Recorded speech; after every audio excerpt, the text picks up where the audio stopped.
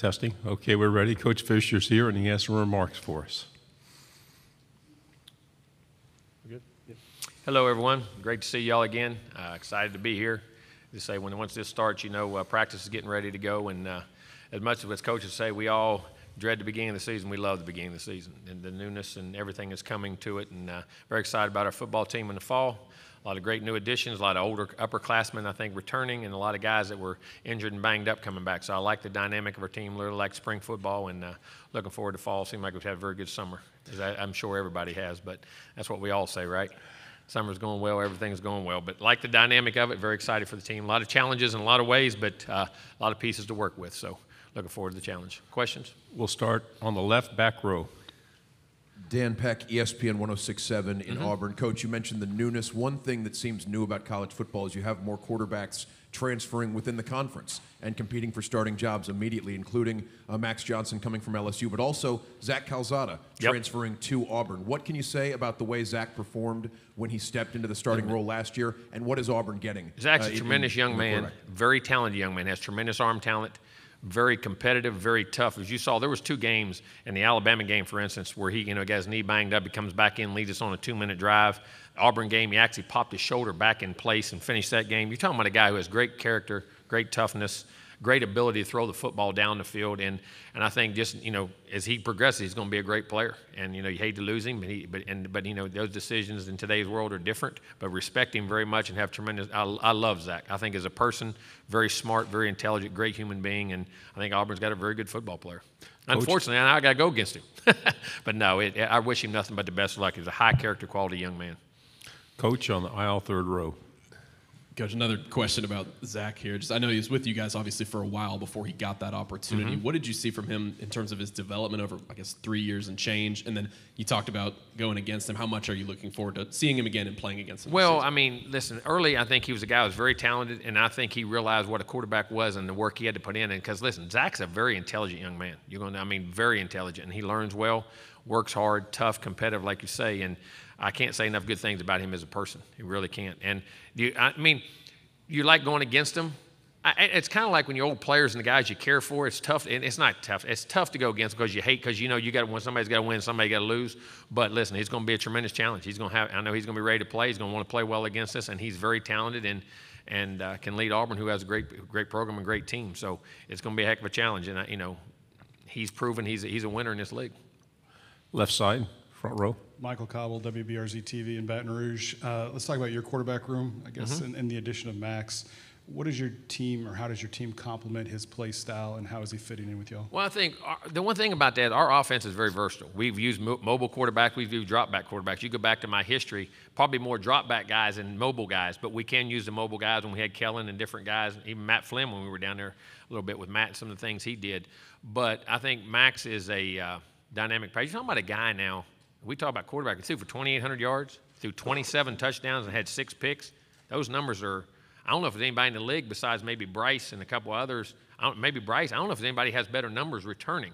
I don't say that. I'm just going off the top of my head. But we're very capable. And played a whole SEC schedule, won games, brought guys back, big. And I tell you what he is. He's a much better athlete than people get. Think of him as a pocket guy, but he can run.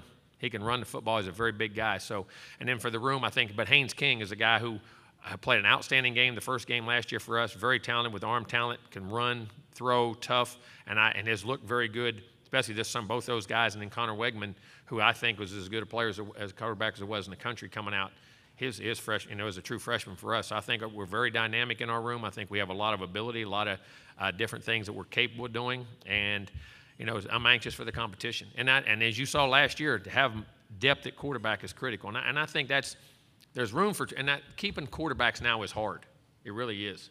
But I'll say this, it's where you walk out of the game getting ready for the NFL, not where you're at, trying to hurry up and get there. And I think that's very critical in guys' development. Hopefully they can see that. But open competition, we'll see who wins, and we'll see what happens. But I tell you what, I feel very blessed to have those 3 guys.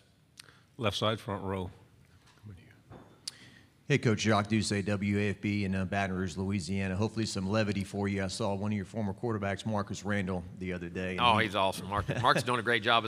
I told him he's smarter than being a coach, but he's a real good coach. I told him he shouldn't go into coaching, but no, he does a heck of a job. Marcus is a great guy. He said that the real Nick Saban Jimbo battles were on the practice field. What happened the other day, that was rated G compared to back then. Oh, we used to battle. I mean, listen, I'm gonna say this. I have tremendous respect for Nick.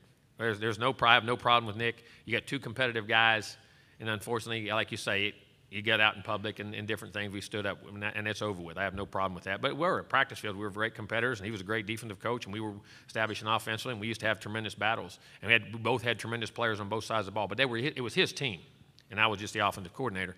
But, it was fun, and, a lot of great respect for him. Right side, second row. Tyler Shaw with KBTX.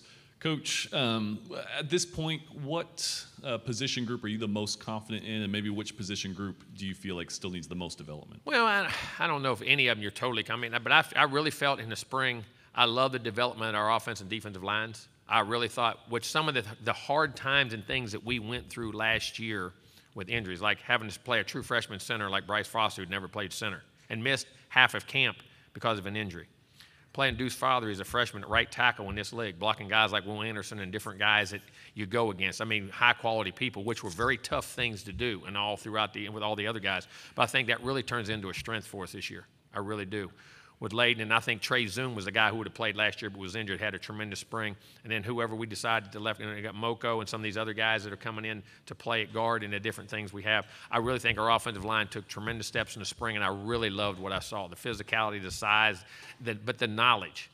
And the things we did. I think the defensive line, I think there's some really, even though we lost a lot of players, I thought they really did a great job in the spring.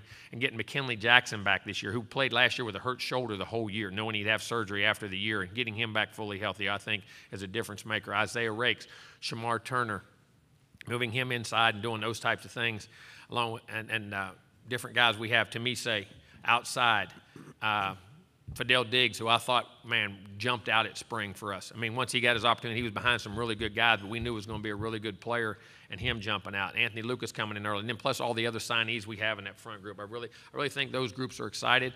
I think we took some strides at receiver. I think we have to, our passing game, we have to throw the ball better on offense. And I think that was accumulation of young linemen with, starting a new quarterback, and we got injured, Zach having to go in and, getting situated for a couple games, and all of a sudden he took off. And then young receiver, we had some receivers hurt and what we had to do. So I think getting that part back in, we have to have some tight end develop. Max Wright is a very good tight end coming back. Blake Smith, those guys, but then we have to develop some of those young guys. I'm very excited there, but there's some really talented guys. Evan Stewart really come out and jumped out at us as a true freshman in camp that really, I think, brought some depth. Moose Muhammad really made some gains last year, so I'm anxious to see how that part of it goes. But, I think all of them need development and more we go. But some of those young secondary guys, getting both corners, there's Miles Jones and Brian George, and having to play all those freshmen. Tyreek Chappelle started all year as a freshman. Jalen Jones, and his ability to be moved around and getting Brandon Gilbert. I mean, those guys back in there, some of those young freshmen. I'm anxious to see where they go to. There's a lot. This team's got me really excited, and there's so many quarterback battles.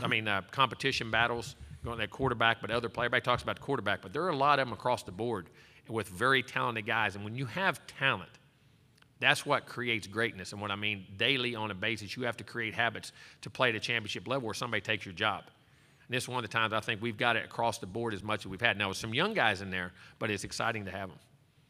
Front row on the right. Anthony Patterson with the Atlanta Voice. Coach, what is your biggest takeaway from last season, especially with the QB situation and having guys that we overcame some adversity, and the thing, early, we had some adversity with the quarterback situation, with the offensive line situation, receivers and corners, all happened right at the beginning of the year, bang, bang, bang. And we didn't play as well and lost some games that we felt like we had a chance we were right there to win.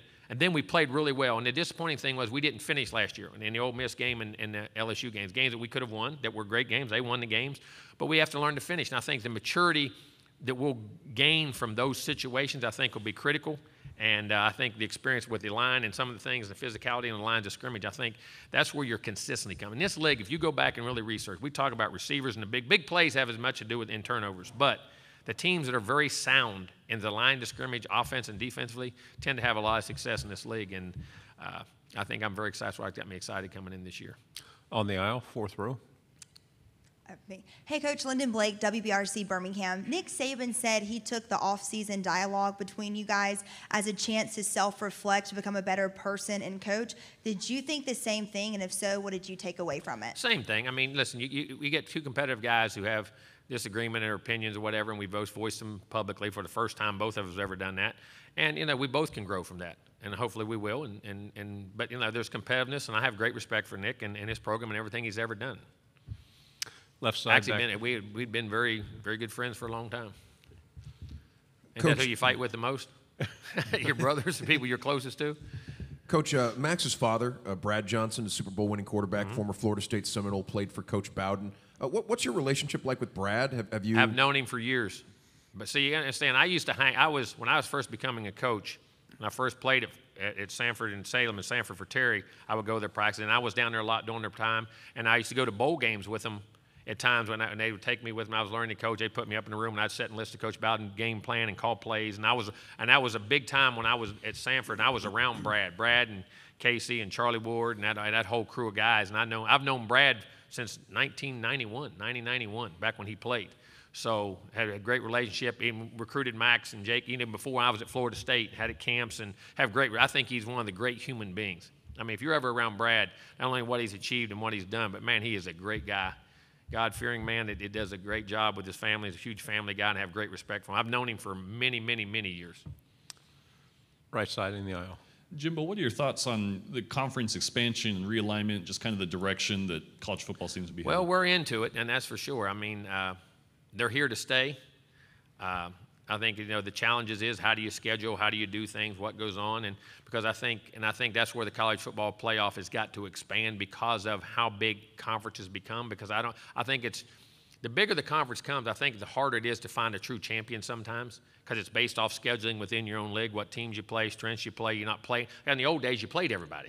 You know what I'm saying, or almost everybody, so you had a better feel. So I think as these grow, I think the playoff has to expand to get true college football champion, in my opinion. Because I think the leagues, you don't get a true gauge sometimes. Now, generally you will, but there's going to be times you don't.